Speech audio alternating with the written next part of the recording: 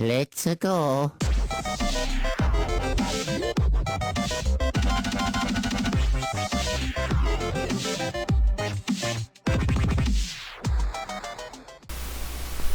Hey guys, what's going on? It's time for day number 6 of the 12 days of anime.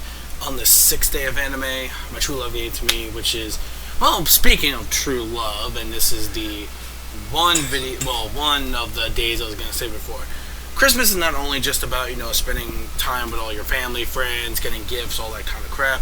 It's also, a romantic time of year as well.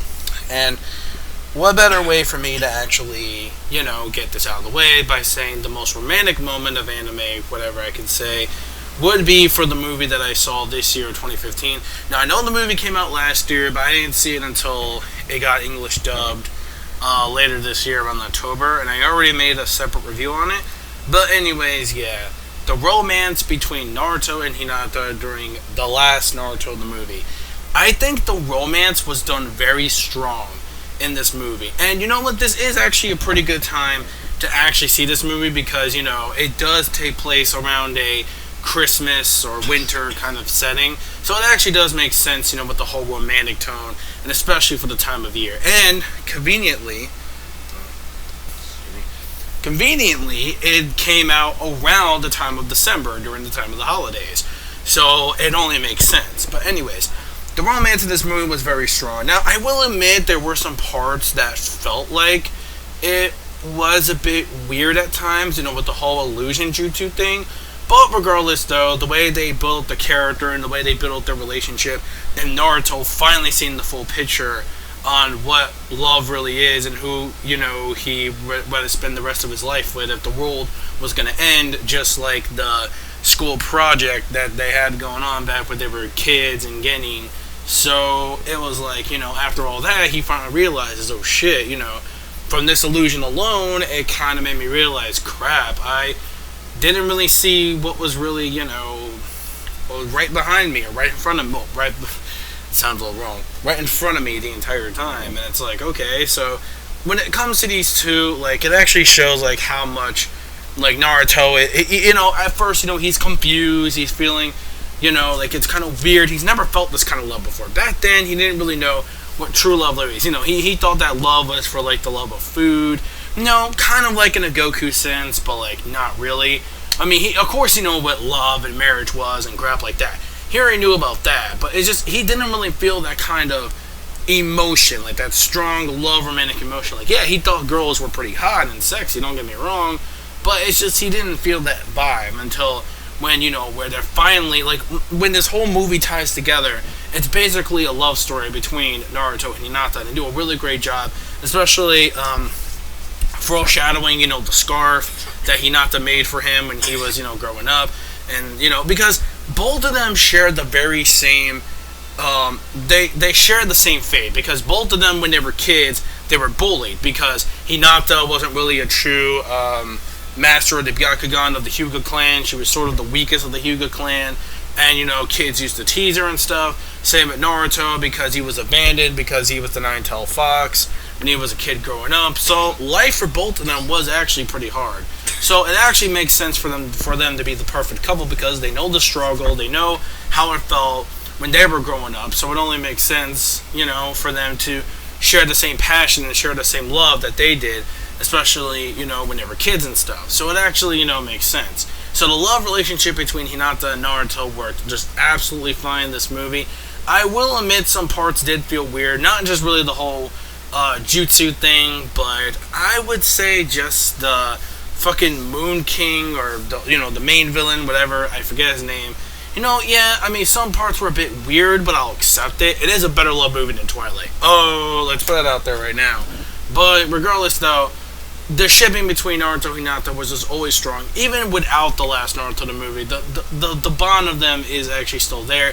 Kishimoto just never really got into the part where they actually can finally create a relationship between these two. And a lot of people, a lot of fans wanted them to be in a relationship, for years to come. And then when we finally get the end of the series, the end, when we get to the last movie, bam, finally they're together and they have kids and they have a family. Which is, great, which is what fans wanted, but then there was the other side of the coin where it was Sakura and Naruto for some reason, because people always thought, it'll be Sakura and Sasuke, but now things have changed since Shippuden, and because of that, it would be more like Sakura and Naruto now in certain occasions.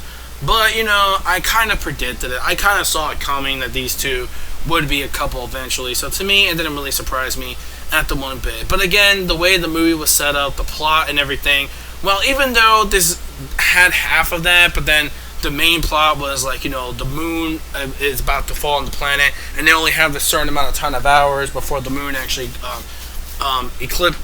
collapses on the Earth and everything gets destroyed, and the entire Moon Kingdom takes over the entire world, and basically the Earth will be surrounded by the moon, and then everybody will pretty much die. It's basically a Majora's Mask plot.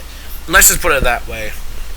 It's basically like Majora's Mask, only different with Naruto characters, and basically you get some romance, and that's basically what you get here.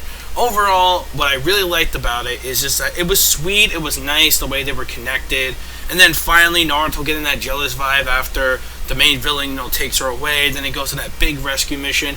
Even though, it was to save her, like the way Hinata defended, herself, she was independent, and Naruto as well was actually, well, not really just her, but also Hinata's sister as well, for, being abducted because, to become the next bride and to live on the legacy of the Moon Clan. Pretty much stuff like that. I'm not here to explain most of the plot of the story. I'm just here to mainly explain how strong a relationship this movie made it with those two. And it really did. The romance of this movie was actually really strong, and I really enjoyed it, for that occasion. I think to me that was the most romantic moment I enjoyed, especially the ending, because the ending, my God, gets you into that, like, the feel mode where it's like, oh my God, this is actually happening. They're getting married, and it's beautiful, like the wedding and everything, and it was a really great sight to see. So I was really happy for those two that they finally got together. They finally lived their dream. They finally, Naruto becomes Hokage later down the line, even though it's a little bit of a struggle for him in part 3 with Boruto, especially because he's so busy. So yeah, things again even get more change when we get to the third part. Speaking of which, by the way, a little side note, they did announce that there is going to be an official part 3 of the series. I turn my head and I'm like, really, Kishi? The fuck? Yeah, he actually announced that, oh guys, I'm coming back spring with an official part 3, and I'm like, no. But regardless though, I'll see how it is, because I did read the guide and stuff, and most of that was pretty cool. But again, Kishimoto's writing has fallen flat. The Fortnite Great Ninja War, I will say, is still garbage. It's the end result. I mean, granted, some of the ending did pay off for some degree, like the Naruto versus Sasuke thing. Even though it wasn't the best, the original will always be better. But the end impact did leave a huge, huge mark on the story, like a lot. So yeah, I mean, overall, that's pretty much my number 6 day. The most romantic moment in anime of 2015 for me would be the Naruto and Hinata relationship during the last movie.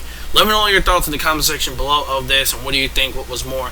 Besides this, what do you guys think is the most romantic thing of anime that you have seen throughout 2015? Like, what is your thoughts, or if you agree with me on the last, put it down, comment section down below. And that's pretty much it. So I will see you guys later not later, but tomorrow for day number 7. I'm going to try to squeeze that in somehow, but I still got to catch up. I need to watch the newest Fairy Tail episode, which I didn't even still fucking watch yet. One Piece, One Piece fans, get hyped, because not only are we getting a brand new episode, but they are stimmy casting the special with the island. Even though a lot of fans are not a big fan of Foxy, the plot, though, revolving this other villain, this doctor dude, does sound pretty cool. So I'll check it out. It's something new, it's something fresh, so I don't mind it too much. But anyways, yeah, that's pretty much it. A little off topic, but whatever. So I gotta prepare for that as well. It's gonna be one hell of a weekend. Tomorrow, and I forgot, tomorrow is the One Punch Man season finale. Not series finale, more like season. Because we definitely know, especially from the creator, that there's a possibility a season 2 will happen. So I'm on board for that. So I'm gonna do a reaction to that like tomorrow for the finale. One Punch Man's getting hyped. I'll try to squeeze in day 7 as much as I can. But anyways, thank you guys so much. This is the Ninja Reviewer signing out. Peace out. Anime manga fans, keep supporting what you read and what you watch, and I'll catch you guys tomorrow for day number 7. Take care.